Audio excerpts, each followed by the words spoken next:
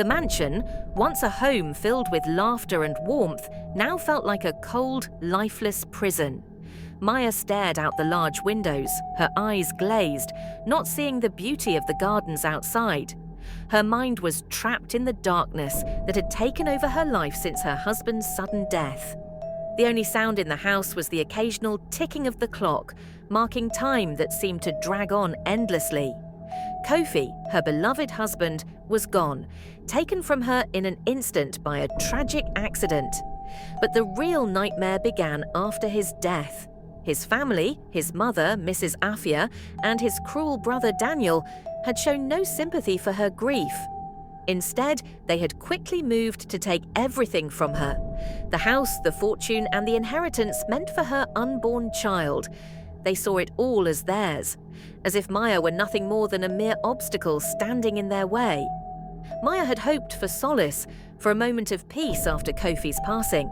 But instead, her once comforting home had become a battleground for her in-laws' greed and cruelty. She was no longer a wife or a mother-to-be. To them, she was a servant, a nobody who had no place in their plans. "You're lucky we even allow you to stay here," Mrs. Afia said one morning, her voice harsh and filled with contempt. "But don't get any ideas, Maya. You're nothing but a burden." Maya could barely respond. Her throat felt tight, her heart heavy with grief and the crushing weight of betrayal. All she could do was nod, but she knew she had no choice.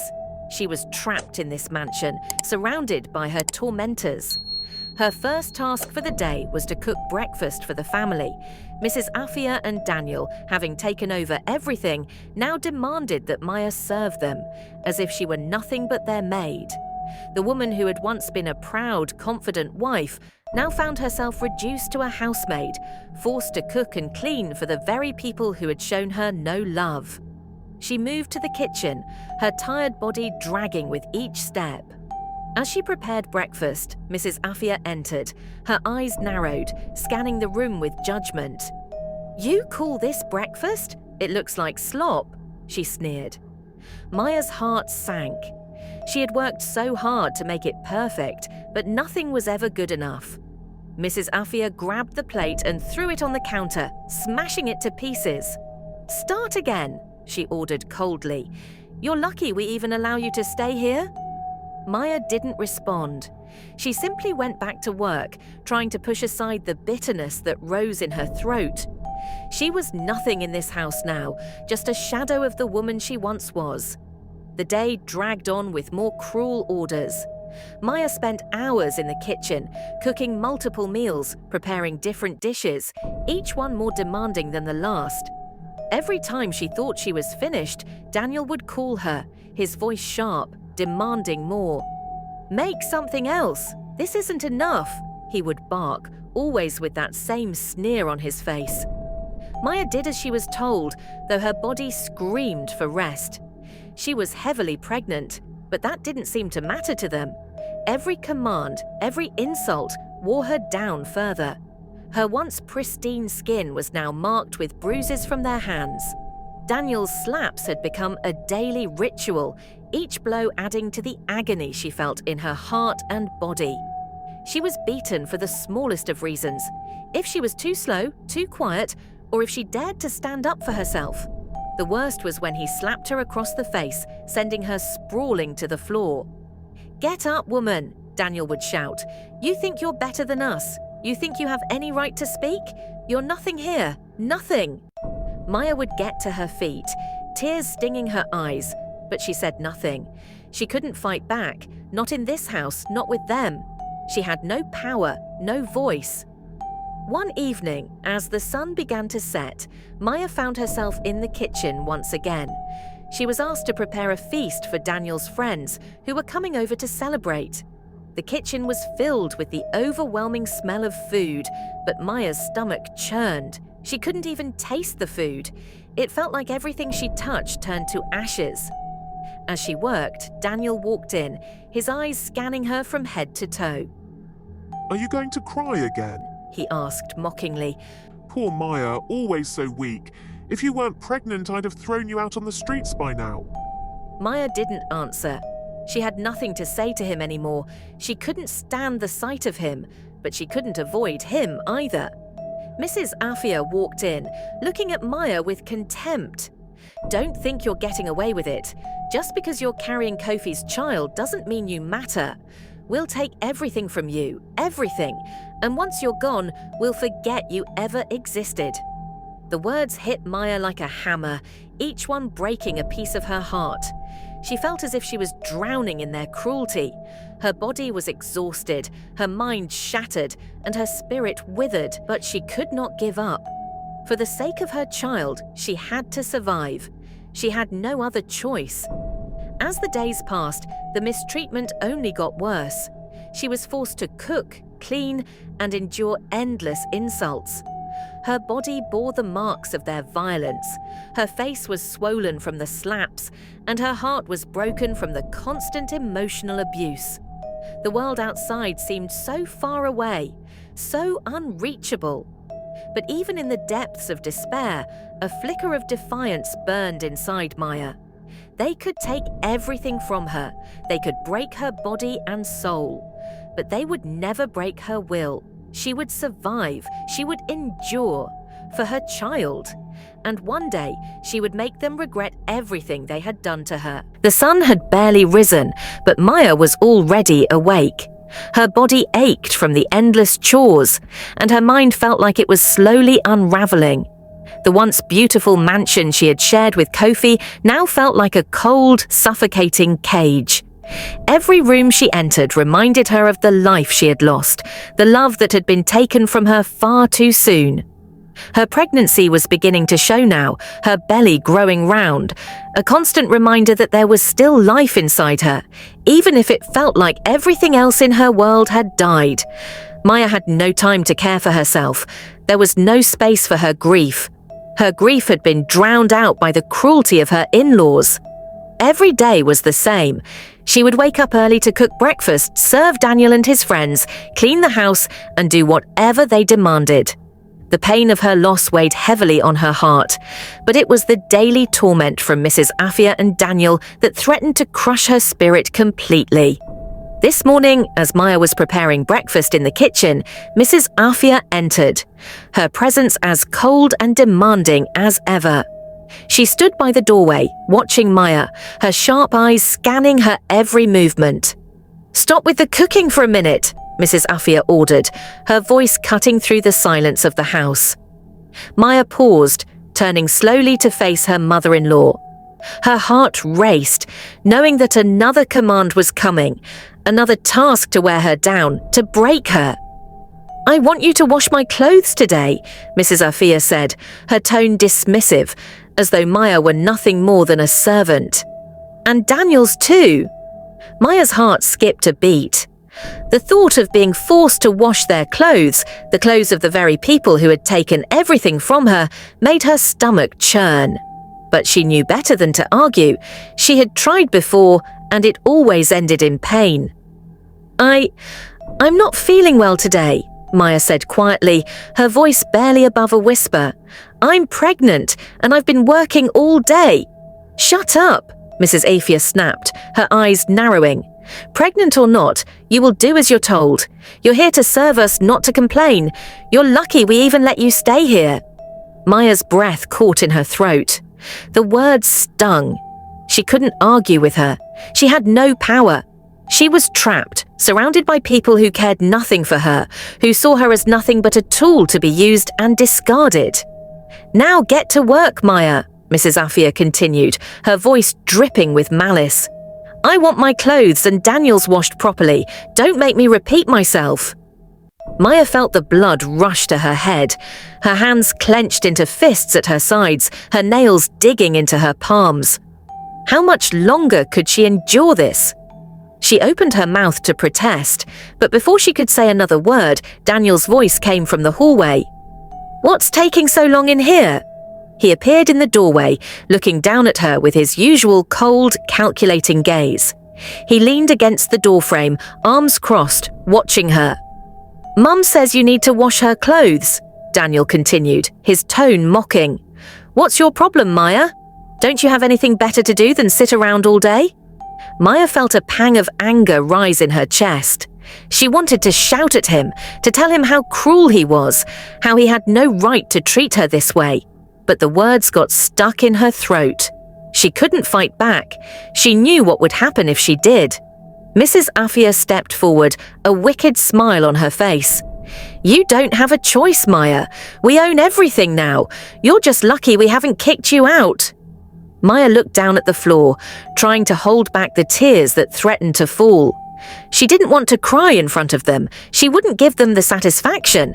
But inside, she felt as if her soul were slowly breaking apart. "Fine," Maya whispered, her voice barely audible. "I'll do it."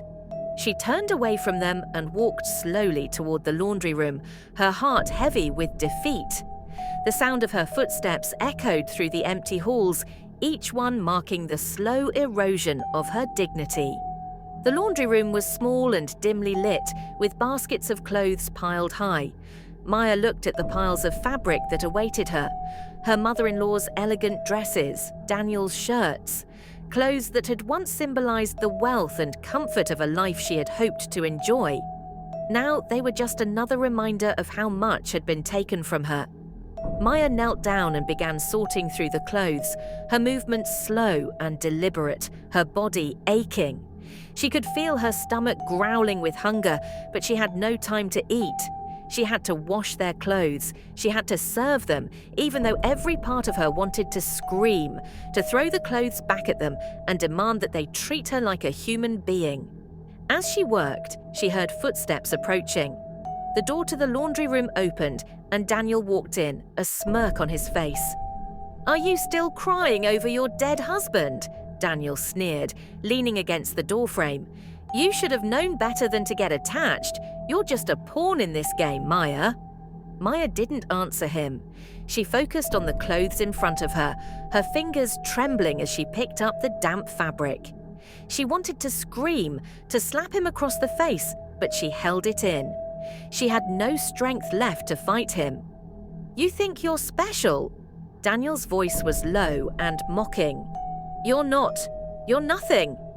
Maya stood up, her hands shaking. She looked at him, her eyes filled with both anger and sorrow. "Please, just leave me alone."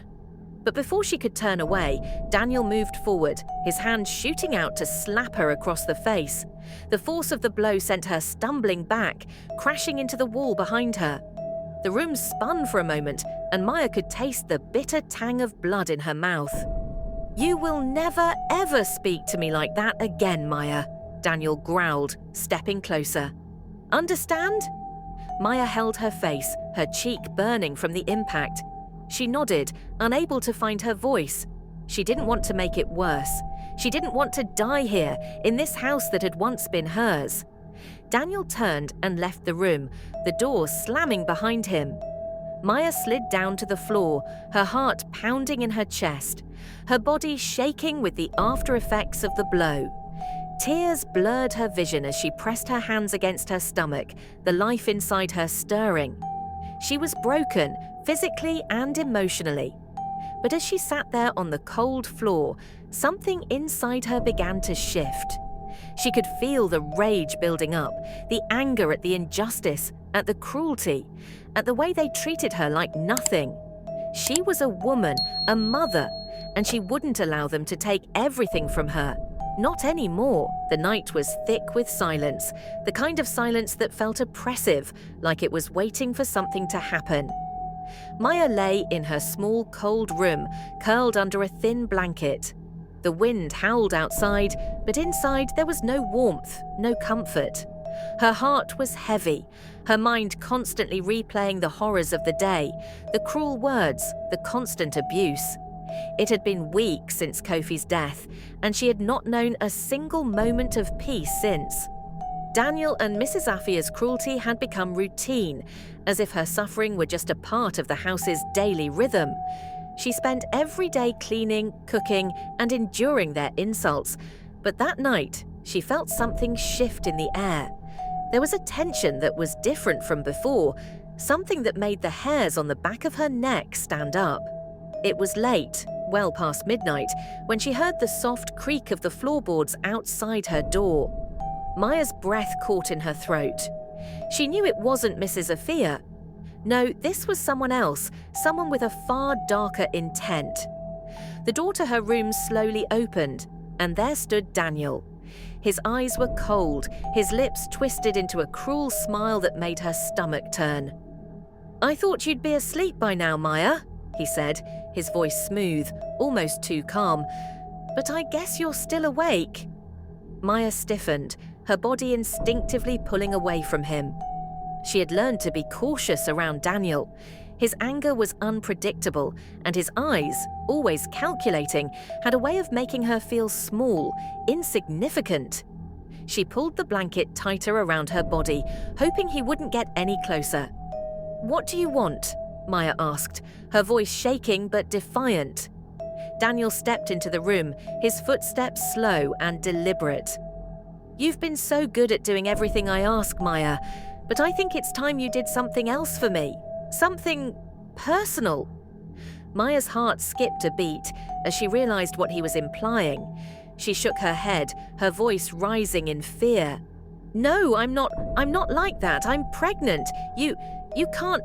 Daniel ignored her words, his smirk only growing wider. "Pregnant or not, Maya, you're nothing but a burden to us now. You think you're special? You think just because Kofi's gone that you're untouchable? I can do whatever I want with you." Maya's mind raced, her thoughts a whirlwind of fear and panic. She backed up slowly, pressing herself against the wall, trying to create some distance between them. But Daniel didn't stop. He moved closer, his intentions clear, his eyes filled with malice. "Please, Daniel," she pleaded, her voice cracking. "Please don't. I won't do anything. I'm not like that. Please." But her words only made him laugh, a dark, mocking sound that sent a chill down her spine. "You think I care about your pleas?" he said, his voice low and threatening. "You're not in control here, Maya. You never were." His hand shot out, grabbing her arm with brutal force. Maya gasped, the pain of his grip shooting through her. She tried to pull away, but he was too strong. He shoved her onto the bed, and her heart pounded in her chest. She was terrified, more terrified than she had ever been in her life. Her body screamed in protest, but there was nothing she could do. The weight of the situation, the fear, the helplessness, it was all too much, but Maya's mind was racing. She couldn't let him do this to her. She couldn't. She was already broken in so many ways, but she refused to let this be the thing that crushed her. She couldn't let Daniel win. Her eyes scanned the room desperately, looking for something, anything that could help her.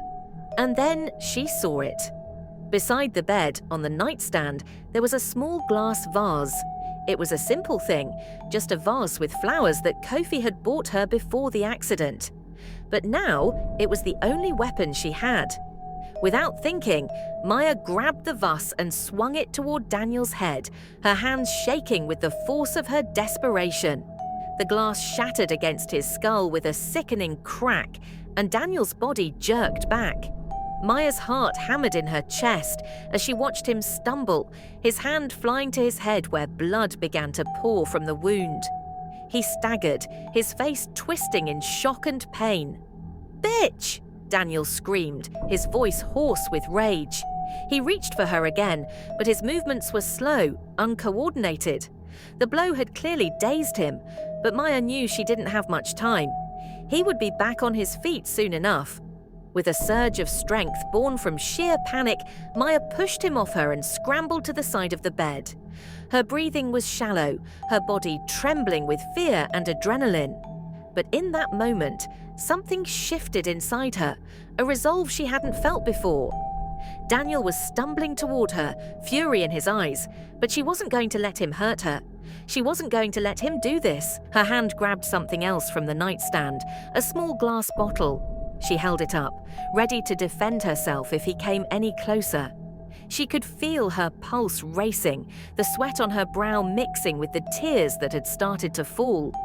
"I swear to God, Daniel," she whispered through gritted teeth, her voice shaky but firm.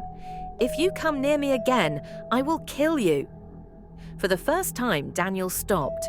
He looked at her, his eyes wide, a mix of fear and disbelief on his face. But Maya wasn't looking at him anymore. She was staring at the door, at the way out. For a moment, the room was silent. Daniel's breath was labored, and Maya's was just as heavy. They stood there, facing each other, the tension so thick it was almost suffocating. Then, slowly, Daniel backed away. He stumbled toward the door, his hand still clutching his bleeding head.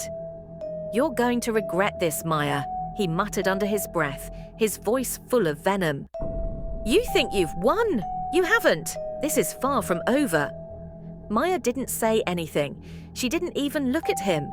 She just watched as he retreated, blood still dripping from his forehead. When the door slammed shut behind him, Maya collapsed onto the bed, her body shaking uncontrollably. But as she sat there, gasping for breath, a strange sense of clarity washed over her. She had just fought back. She had just fought for her dignity, for her life, and even though she knew that this would only make things worse, she didn't care anymore. Her spirit had broken before, but now something inside her had shifted. Maya was no longer just a passive victim in this house of torment. She had a fire inside her now, a fire that Daniel and Mrs. Afia could never extinguish. They had hurt her, broken her, but they had also awakened something in her that they would soon regret.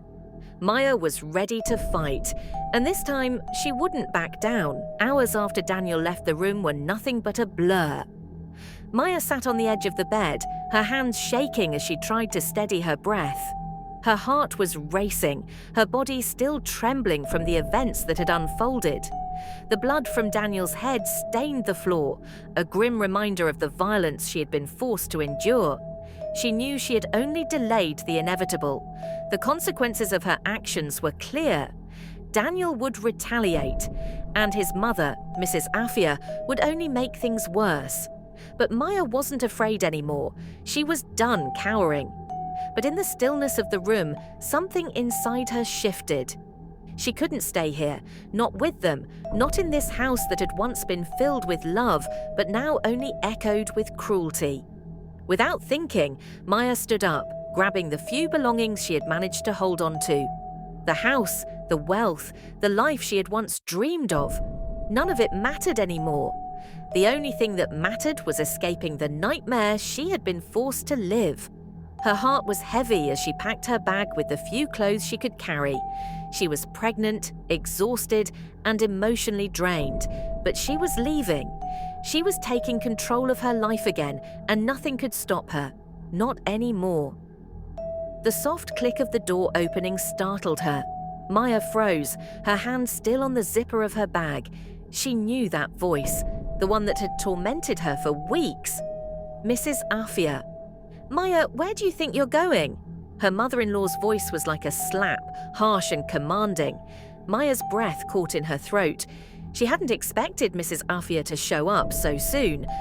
I'm leaving," Maya said, her voice trembling with a mixture of fear and determination. "I can't stay here anymore. You've made my life hell. You and Daniel have taken everything from me. I've had enough." Mrs. Afia didn't flinch. Instead, she took a few steps toward Maya, her eyes narrowing. "You think you can just leave?" Mrs. Afia sneered. "Do you really think I'll let you walk out of here with my grandson? Do you think you're going to take him from me?" Maya felt the fear rising inside her. She wasn't sure if she could handle another confrontation with her. Mrs. Afia was dangerous, her cruelty endless. But Maya wasn't going to back down now. "Yes," Maya said, standing tall, despite the trembling in her legs. "I'm leaving. I'll go wherever I can. I won't stay here and let you keep treating me like a slave." Mrs. Afia's lips curled into a wicked smile. "You really think you're just going to walk out with my grandchild, huh? You think you have any say in this?" Mrs. Afia's voice dropped to a low, venomous growl. "I don't think so." Suddenly, the door behind her burst open. Daniel stormed in, his head wrapped in a bloodied cloth from the earlier injury. His eyes burned with fury, and Maya could see the rage that had consumed him. "Mum!" Daniel spat. "She tried to kill me. That's what happened. She attacked me with a vase, and now she thinks she can leave here and take everything with her. She's trying to get rid of me, of us, so she can claim the whole estate for herself. She wants to take what's rightfully mine. She's the one who's trying to kill me. Don't listen to her lies." Maya's heart sank as Daniel's words echoed in her mind. He had twisted the truth, turned everything upside down, just as he always did. She wanted to scream at him, tell her side of the story, but there was no point. He had already poisoned his mother's mind. Mrs. Afia's eyes hardened as she turned to Maya. "You tried to kill my son, didn't you? You think you can walk out of here, taking everything with you? You'll never get away with this, Maya, never." "No, I didn't. I didn't try to." Maya's voice cracked, but before she could finish, Mrs. Afia slapped her hard across the face, sending Maya stumbling back. The force of the slap made her head spin, her vision blurring as tears welled in her eyes. "You think you're special," Mrs. Afia hissed. "You think you can just take everything and run. You're nothing, Maya. You've always been nothing. And now you'll pay for this. You'll pay for daring to strike my son." Maya's hand flew to her cheek where the slap had landed, her body aching with the weight of the blow. She collapsed to the floor, her knees buckling under her. She had never felt so powerless. The tears streamed down her face, a mix of anger, humiliation, and sorrow. Her body ached, and her heart felt like it was breaking all over again. But there was no escape, not yet. "You're not going anywhere," Mrs. Afia continued, her voice filled with rage. "Not with my grandchild. Not while you're under my roof."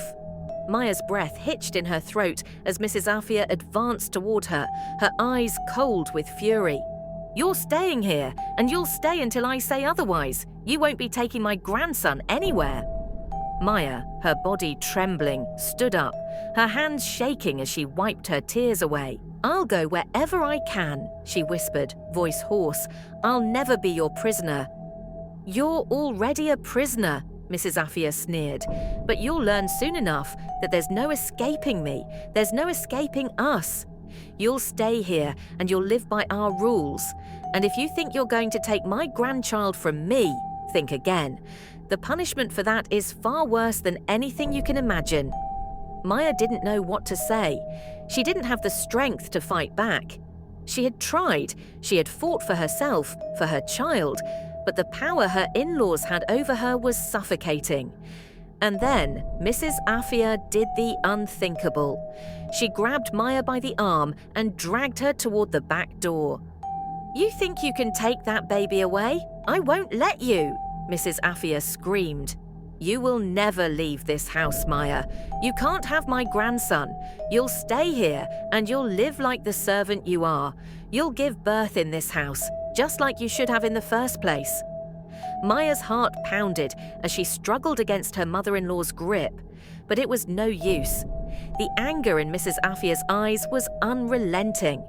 She could feel herself weakening, the fight draining from her, but the need to protect her child, her baby, kept her going. "You won't keep me here," Maya whispered through gritted teeth, though her voice was a mere tremor. "I'll find a way. I'll leave." "You're not leaving," Mrs. Afia snarled. "Not until I say so." And just like that, the punishment began. The days after Maya's failed attempt to leave had been nothing short of torment. Mrs. Afia's punishment was relentless, each day worse than the last. She was forced to stay in the house, her every move watched, her every word scrutinized. Maya had become little more than a servant, trapped in a world where the very people she had once loved now treated her like an animal. But the worst part wasn't the physical labor. It was the constant mental and emotional abuse, the way they took everything from her, her dignity, her hope, her very will to live. Maya had never felt so alone. Even as she walked through the mansion, she was surrounded by empty rooms, cold hallways, and the cruel presence of her in-laws. The house, once a symbol of love and comfort, now felt like a tomb. She could barely even remember what it had been like before Kofi's death. His absence haunted every corner, and she couldn't escape it, no matter where she went. On that fateful evening, Maya was once again in the kitchen, preparing dinner as she had done every day for what seemed like an eternity. Her hands, once graceful and proud, were now rough and calloused from the constant work. She felt as though her soul had been worn away, piece by piece. But despite everything, despite the weight of the world pressing down on her, Maya still had the faintest flicker of hope. She didn't know how or when, but one day she would leave this place. One day she would escape. Done yet? Daniel's voice suddenly cut through her thoughts, his words dripping with malice. Maya's heart skipped a beat as she turned to face him. His eyes were filled with something dark, something dangerous. He was standing in the doorway, his arms crossed, watching her like a predator eyeing its prey. "I'm almost finished," Maya replied quietly, trying to keep her voice steady. She had learned long ago not to speak too much to Daniel. His rage was unpredictable, and any wrong word could send him into a fury. "Almost?" he sneered. "What is it with you, Maya? Why can't you ever do anything right? Why can't you just be useful?" Maya's breath caught in her throat. She had heard this before, his insults, his cruel words. They were becoming routine now, but they still hurt, still cut deep. She tried to ignore the pain, tried to focus on her task, but she could feel the weight of his gaze on her, suffocating. "You know what I think, Maya?" Daniel's voice was low now, like a serpent preparing to strike. "I think you're trying to ruin everything. I think you want to take it all from us, the house, the money, the future that should have been mine." Maya shook her head, her hands trembling. "No, I don't." She began to protest, but Daniel stepped forward, his eyes burning with fury. "I didn't ask you to speak, did I?" Daniel's hand shot out, grabbing her by the arm and yanking her toward him. Maya gasped, stumbling as he dragged her across the room. Her breath hitched in her chest. She had seen this look before, the anger, the violence, and she knew what was coming. "Daniel, please," she begged, her voice a whisper of desperation. "Please don't do this, I've done nothing wrong." He ignored her pleas, his grip tightening on her arm. "You think you can just walk out of here? You think you can get away with everything you've done? You think you have some kind of right to this place?" He pulled her roughly, dragging her toward the stairs that led to the second floor. Maya's heart pounded in her chest. She knew exactly what he was about to do, and she was terrified. She had seen him angry before, but never like this, never with this much malice in his eyes. "You will never get away with it," Daniel spat as he reached the top of the stairs. "I'll make sure of that." Without warning, he shoved Maya. The force of the push sent her stumbling backward. Her legs gave way beneath her, and before she could catch herself, she was falling. The world tilted and spun as Maya tumbled down the stairs. She couldn't scream. The air was knocked out of her, and everything around her was a blur of light and shadow. She could hear the sound of her body crashing against the stairs, each thud a brutal reminder of her helplessness. The last thing she saw before the darkness consumed her was Daniel's face, twisted in a cruel, satisfied grin. The house was unbearably silent, the weight of the night's events hanging thick in the air. Maya's body lay lifeless at the foot of the stairs, an unmovable, stark reminder of what they had just done. Daniel stood frozen at the top, his eyes wide, his breath shallow. His mind raced, his body paralyzed by the terrifying realization of what had just transpired. She's dead. She's really dead. And I did it. I pushed her. A deep, gnawing panic settled in his chest, and the adrenaline from earlier started to fade, leaving behind a sharp, bitter fear. He had acted on impulse, driven by anger and frustration, and now he couldn't undo what had been done. He could barely process the weight of it. Maya, Kofi's wife, was gone. Her life, her struggles, her future, all taken in an instant. Daniel swallowed hard, feeling his throat tighten as guilt began to suffocate him. He had killed her, hadn't he? He'd pushed her down the stairs and now she was dead. His eyes flicked toward his mother, Mrs. Afia, who stood beside him, eerily calm. "Mama!" Daniel's voice cracked as he turned to her, his body trembling. What do we do now? What if someone finds out? What if—" Mrs. Afia placed a firm hand on his shoulder, a cold, practiced calm in her demeanor. She turned her eyes toward the lifeless body of Maya, her gaze briefly lingering on the blood that pooled beneath her. But there was no remorse in her eyes, only a cold calculation. "Daniel," she said, her voice steady and unwavering. "Stop panicking. We've done what needed to be done. We're not going to get caught. No one will know. This house, this wealth, it's all ours now. But we need to act quickly. We can't leave her here." Daniel's stomach churned at the thought. "But we can't just leave her here like this. Someone might come by. Someone will—" "We'll bury her, Daniel." Mrs. Afia cut him off, her voice hard and commanding. "Right here, in the backyard. It's the only way." Daniel's heart pounded faster as the implications of her words began to settle in. Bury her. Bury her where no one will find her. Bury her like she never existed. He felt a cold shiver creep down his spine as he glanced at Maya's body again, his mind struggling to keep up with the reality of the situation. "But what if—" Daniel started, but his words faltered as Mrs. Afia's grip tightened on his arm. "Enough," she snapped. "There's no what-ifs, Daniel. We've gone too far to turn back. We'll bury her tonight, and by morning no one will know. We'll cover it up, and it'll be like nothing ever happened. The only thing we need to focus on now is getting rid of her body. You understand?" Daniel nodded slowly, still shaking, but the fear in his eyes was clear. He had been raised to trust his mother's decisions, to follow her lead, but right now he didn't know if he could trust his own thoughts. His hands trembled as he wiped them on his pants, his mind racing in circles. "What if someone comes by? What if?" he repeated, still not able to silence the fear that gripped him.